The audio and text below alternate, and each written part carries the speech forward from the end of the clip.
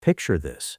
You have got a north wall, a cold, north-facing wall, or the shaded side return down the side of the house, or a dark corner at the foot of a tall fence, the one spot in the whole garden where the sun never seems to reach, gray, shadowed, and cool even at the height of summer. And every gardener, every website, every neighbor over the fence tells you the exact same thing. That is dead ground. Nothing grows where the sun never hits. A north wall is a waste of a corner. You need full sun to grow food. Forget it. And against that exact sunless wall I am going to show you 7 vegetables you can grow so well you would stop buying them, counted down to the one that turns the whole thing on its head. Because here is what almost nobody believes. There is a whole side of the vegetable shop that does not just cope with deep shade, it actively grows better against a cool, sunless north wall than it ever would in a hot, sunny bed, sweeter and for far longer, because the cool, the damp, and the shelter are exactly what it was built for. There are crops that bolt, wilt, and turn bitter the moment the sun hits them, and against that shady wall they stay sweet and tender for months. And here is the one that stops most gardeners dead. There are crops that want no sun at all, that come from the deep shade of the woodland floor, or that need total darkness, and the cold north corner everyone writes off is the one place in the garden they truly want to be. Let me show you the fast one first, because it is the moment it flips in your head.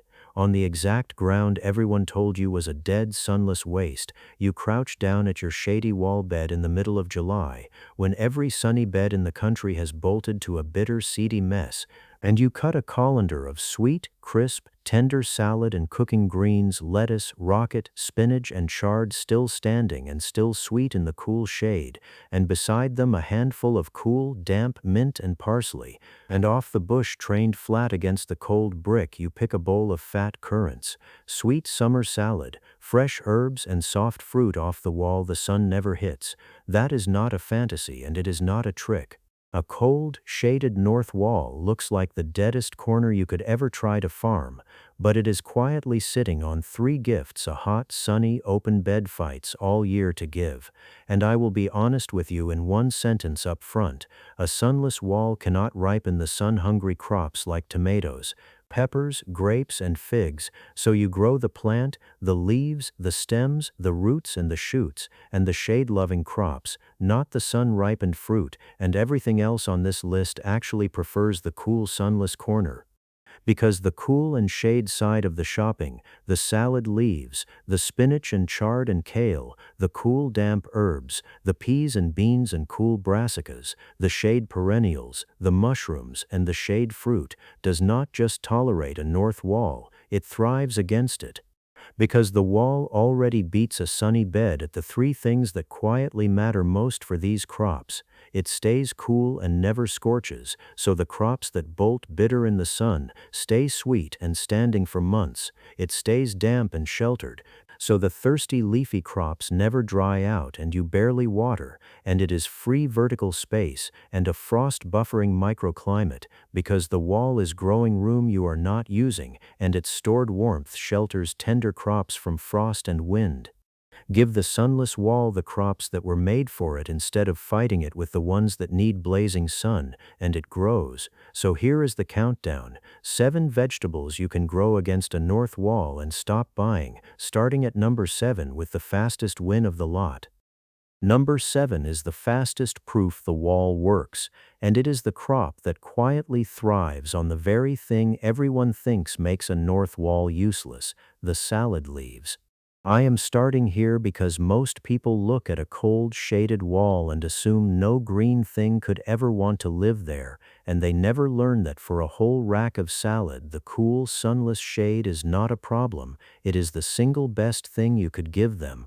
Lettuce, rocket, mustard and mizuna, landcress and corn salad, the quick cut and come again leaves, all share the same enemy, and it is not shade, it is heat. The moment the sun bakes them they bolt, they shoot up to seed, and the leaves turn tough and bitter almost overnight. That is the whole reason a summer salad bed is such a heartbreak.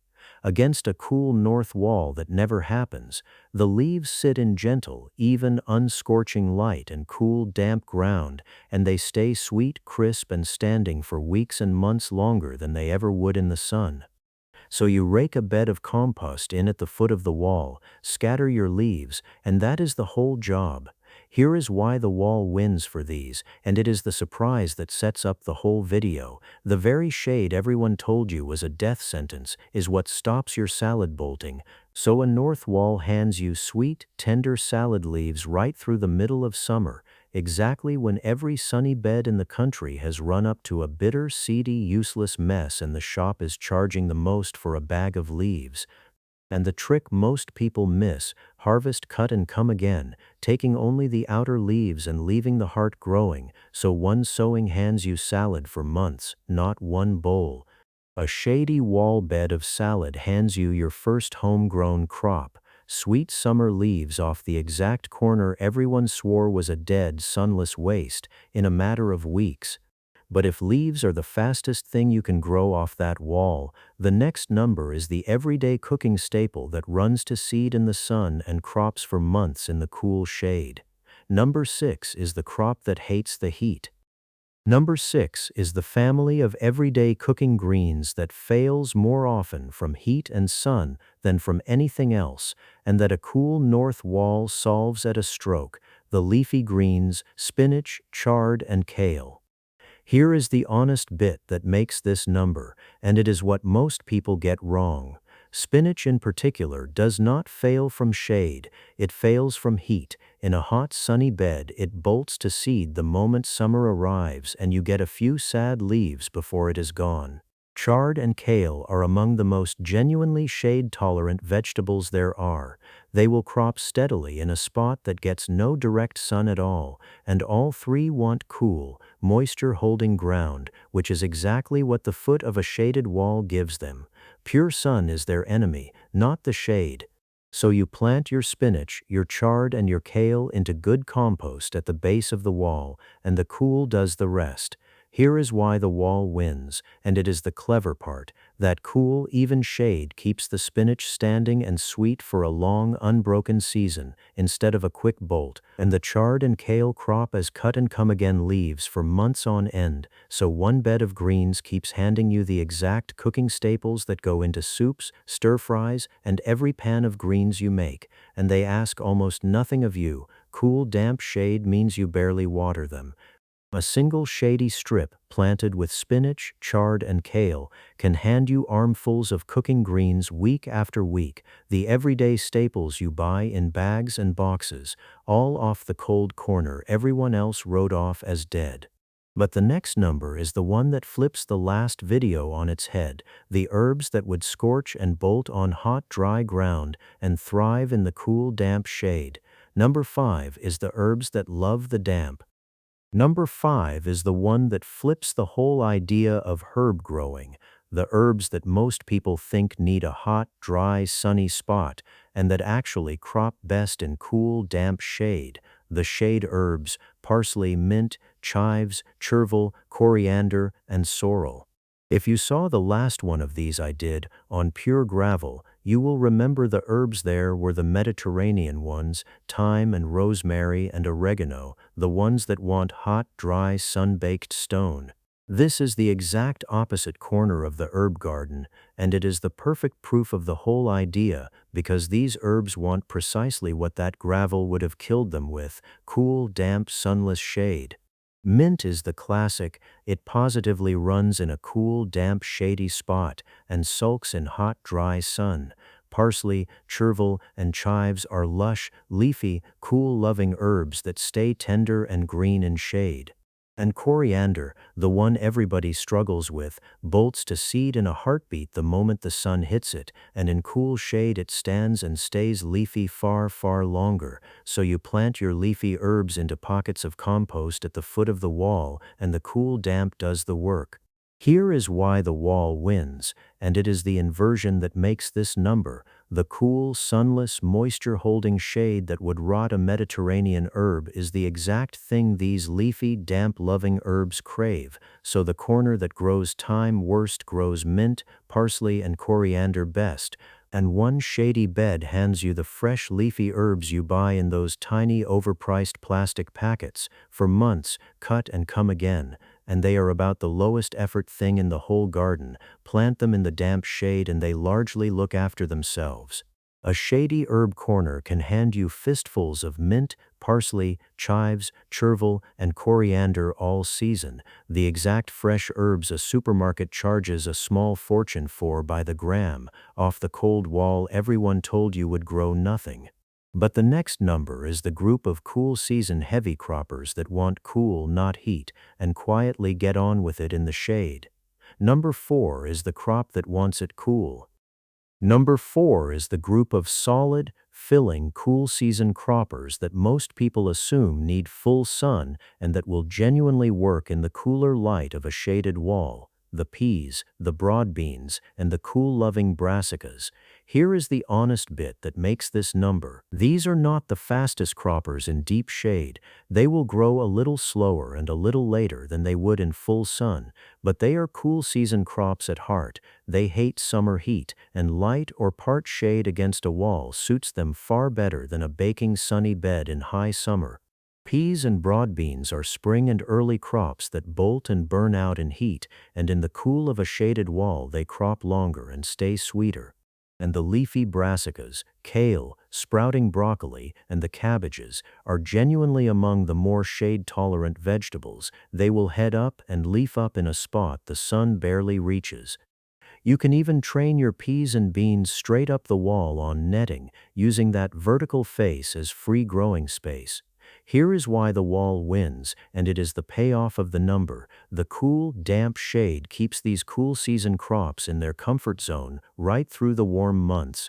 So the peas and beans crop sweet instead of bolting, and the brassicas grow steady and tender instead of bitter and tough, and you get pods and greens off a corner a sun-worshipping gardener would never even try. Plant them into good compost at the foot of the wall, give the peas and beans something to climb, and let the cool do the work. Here is the spike: a shady wall run with peas and broad beans up the netting, and a block of kale and sprouting broccoli below can hand you sweet pods through late spring, and a long, steady pick of greens, the everyday staples you rebuy constantly, all grown a little slower but perfectly well off the wall the sun never hits. But the next number is the genuinely surprising one: the crops that do not just tolerate shade, they come from it, from the deep shade of the woodland floor, and they come back every single year on their own. Number 3 is the crop that comes from the shade. Number 3 is the one that flips it completely, because these are not crops that merely put up with shade, they evolved in it and actively want it: the shade perennials, led by wild garlic and rhubarb. Here is the whole secret and the reason to grow them on purpose against the wall. Wild garlic, Ramson's, is a woodland plant. It carpets the deep shade of the forest floor in spring under a full canopy of trees, in ground that gets no direct sun at all, and it hands you fragrant, garlicky leaves for weeks, the exact stuff that sells for a fortune as a wild, foraged luxury. A cold, shaded north corner is its idea of paradise, and it is not alone. Rhubarb, that big, generous, long-lived perennial, crops perfectly well in shade and comes back every single spring for years with pounds of stems for almost no work. Sorrel gives you sharp, lemony leaves in cool shade year after year. Welsh onions, or bunching onions, clump up and hand you green onion tops perennially. Watercress and landcress love cool, damp, shaded ground. Here is why the wall wins, and it is the surprise that makes the whole video worth watching. These are permanent crops. You plant them once and they put their roots down and stay, and deep, cool, damp shade is not something they tolerate. It is the exact habitat they came from. So they crop for you year after year with almost nothing from you, no replanting, no digging, no yearly bill, from the one corner everyone else abandoned. Rake back a pocket, plant your wild garlic, your rhubarb crown, your sorrel and your Welsh onions, and largely leave them. Here is the spike. A single shaded corner of perennials can hand you sheets of wild garlic every spring, armfuls of rhubarb, sharp sorrel and green onions all season, coming back on its own from the ground you were told to give up on, a permanent larder, planted once, from the deep shade. But if the perennials are the surprise, the last two numbers are the heavy hitters, the two that actually earn the word never. Number 2 is the crop that wants no light at all. Before I count down the last two, stop and look at what that dead, sunless corner is already holding. A bed of sweet, unbolted salad off the cool wall in the middle of summer, armfuls of spinach, chard, and kale where a sunny bed would have run to seed, fistfuls of mint, parsley, and coriander thriving in the damp shade that would kill a Mediterranean herb, peas and beans and greens off the cool vertical wall, and a permanent corner of wild garlic, rhubarb, and sorrel that actually came from the shade. That is already the freshest and some of the most expensive corners of the cart, all grown against a north wall that everybody told you would grow nothing at all, and the last two numbers are the heavy hitters, the two that turn the whole idea on its head, the crop that wants no sun at all, not a little, none, grown in the darkest, dampest corner of the wall, and at number 1, the fruit that has been grown on the cold north wall for centuries and pays you back off it for decades. Quick question while we are here, and I do read every reply. Have you got a shady north wall or a sunless corner going spare, and what is the one crop you always assumed the shade would kill? Tell me in the comments, I am genuinely curious. Now, number 2. Number 2 is the crop that most people never dream they could grow outside at all, and it is the one crop on this whole list that does not just tolerate the shade, it wants total darkness, the mushroom and the oyster and shiitake above all. Here is the honest bit that makes this the perfect number 2. Every other crop in this video still wants light, just not direct sun, but mushrooms want no light whatsoever, and cool, damp, deep shade is not a compromise for them. It is precisely the conditions they need.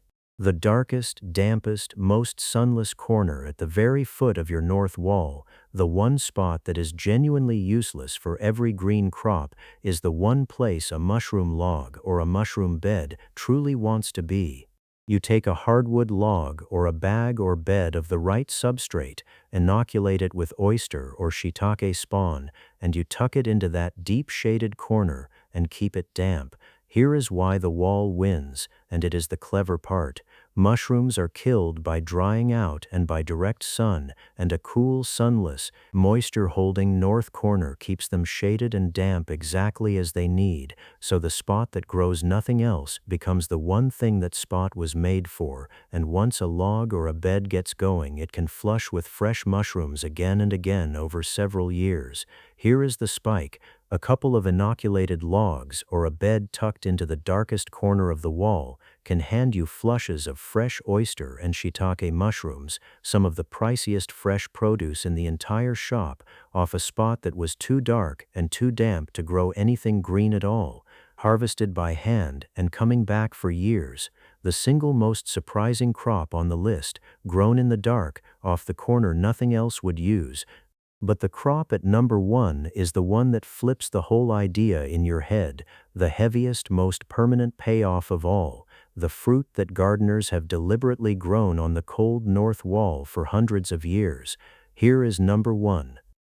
Number 1 is the heaviest, most permanent, most expensive payoff you can grow, and it is the direct answer to the last video, the fruit, led by currants, gooseberries, and the morello cherry.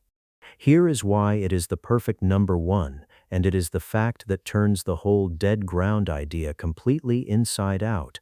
Gardeners have deliberately trained fruit on the cold north wall for centuries on purpose because it is the best place for a whole class of it. If you saw the gravel one, the champions there were figs and grapes, the sun worshippers that gorge on baked stone and blazing heat, and those are the one thing this cool sunless wall cannot ripen, so this is the exact mirror image. The morello cherry, the sharp cooking cherry, is the classic north wall fruit. It fruits perfectly well in shade and has been trained flat on cold north walls in kitchen gardens for generations, giving pounds of cherries where a sweet dessert cherry would fail. The currants, black, red, and white, and the gooseberries, all genuinely crop in shade. The black currant especially is one of the most shade-tolerant fruits there is, and trained flat against the wall they take up almost no room. And the alpine strawberries thread through the cool, shady pockets and fruit where an ordinary strawberry would not.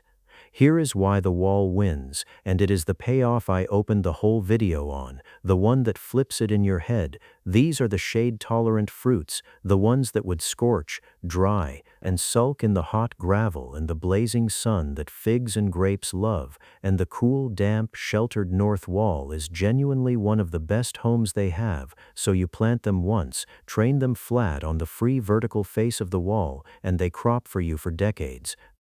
Plant your morello cherry, your currant and gooseberry bushes, and a few alpine strawberries into good pockets of soil at the foot of the wall.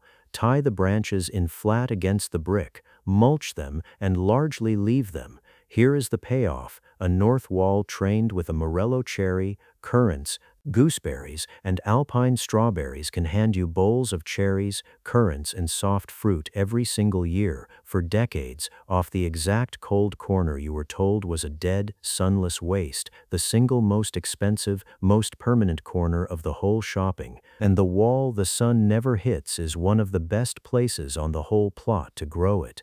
That is number one, and that is the countdown. Now here is how you run all 7, so it actually replaces the shopping instead of just surviving in the dark. Here is the part that ties 7 crops into one working garden instead of 7 separate beds, and it is the reason a cold north wall can genuinely keep you out of the vegetable aisle. The whole thing comes down to one idea. You do not fight the shade or try to force sun onto the wall. You match the crop to it and you grow the plant, not the sun-ripened fruit. A north wall hands you 3 gifts a hot, sunny, open bed fights all year to give. It stays cool so nothing bolts. It stays damp and sheltered so nothing dries out and the frost is buffered. And it is free vertical growing space you are not using. And it is genuinely poor at exactly one thing: ripening the sun-hungry fruiters that need blazing direct sun to sweeten.